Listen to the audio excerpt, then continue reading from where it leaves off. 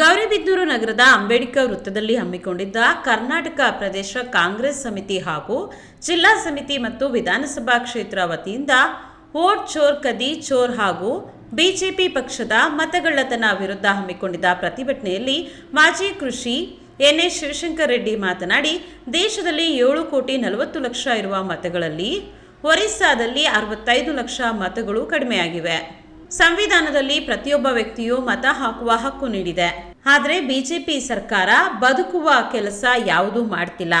ಕೇವಲ ಪ್ರಧಾನಿ ನರೇಂದ್ರ ಮೋದಿ ಭಾಷಣಗಳಿಗೆ ಮಾತ್ರ ಸೀಮಿತವಾಗಿದೆ ಬಿಹಾರ. ದೊಡ್ಡ ರಾಜ್ಯ ಅಂದರೆ ಅಸ್ಸಾಂ, ಜಾರ್ಖಂಡ್, ರಾಜಸ್ಥಾನದಿಂದ ಅನೇಕ ಮಂದಿ ಕೆಲಸ ಹುಡುಕಿಕೊಂಡು ನಮ್ಮ ರಾಜ್ಯಕ್ಕೆ ಬಂದಿದ್ದಾರೆ.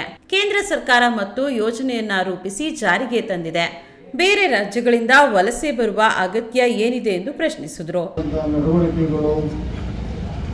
ಸ್ವಾಯತ್ತತೆ ಸಂಸ್ಥೆಗಳನ್ನು ದುರ್ಬಳಕೆ ಮಾಡಿಕೊಳ್ಬೇಕಂತ ಅನೇಕ ಘಟನಾವಳಿಗಳು ಆಗಿಂದ ಆಗ್ತಾ ಇದೆ.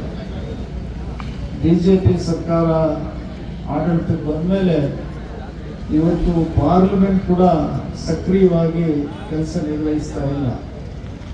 ಯಾರಿಗೂ ಗೊತ್ತಿಲ್ಲ 65,000 ವೋಟರ್ಸು ನೀವು ಅರ್ಹರಲ್ಲ, ನೀವು ಈ ಭಾಗದ ಜನ ಅಲ್ಲ ಅಂತೇಳಿ ಏಕಾಏಕಿನ ತೆಗೆಯುವಂತ ಒಂದು. ಜಿಲ್ಲಾ ಕಾಂಗ್ರೆಸ್ ಸಮಿತಿ ಅಧ್ಯಕ್ಷ ಕೇಶವರೆಡ್ಡಿ ಮಾತನಾಡಿ, ಪ್ರಜಾಪ್ರಭುತ್ವವನ್ನ ಕೊಗ್ಗೊಲೆ ಮಾಡಿ ಬಿಜೆಪಿ ಪಕ್ಷ ಮತಗಳ್ಳತನ ಮಾಡುವ ಮೂಲಕ ಸಂವಿಧಾನಕ್ಕೆ ವಿರುದ್ಧವಾಗಿ ಕೇಂದ್ರ ಸರ್ಕಾರ ನಡೆಯುತ್ತಿದೆ ಎಂದು ತಿಳಿಸಿದರು.